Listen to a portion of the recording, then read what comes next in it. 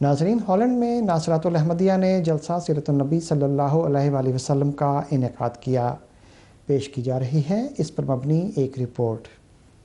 اللہ تعالیٰ کے فضل سے 12 جنوری 2014 کو ناصرات الاحمدیہ ہالینڈ نے جلسہ سیرت النبی منعقد کیا۔ یہ جلسہ سیرت النبی مسجد بیت النور بمقام نونسپیت منعقد کیا گیا۔ اس میں ہالینڈ بھر سے ناصرات شامل ہوئیں۔ جلسہ کا آغاز تلاوت قرآن کریم سے کیا گیا، جس کے بعد حدیث نبوی صلی اللہ علیہ وآلہ وسلم اور کلام حضرت مسیح موعود علیہ السلام پڑھے گئے۔ بچیوں نے حضور صلی اللہ علیہ وآلہ وسلم کی سیرت کے مختلف پہلوؤں پر تقاریر کی، جن کو تمام ناصرات نے خوب توجہ اور شوق سے سنا۔ اس کے بعد حضرت صلی اللہ علیہ وآلہ وسلم کی سیرت اور زندگی کے متعلق ایک سوال و جواب کا پروگرام ہوا۔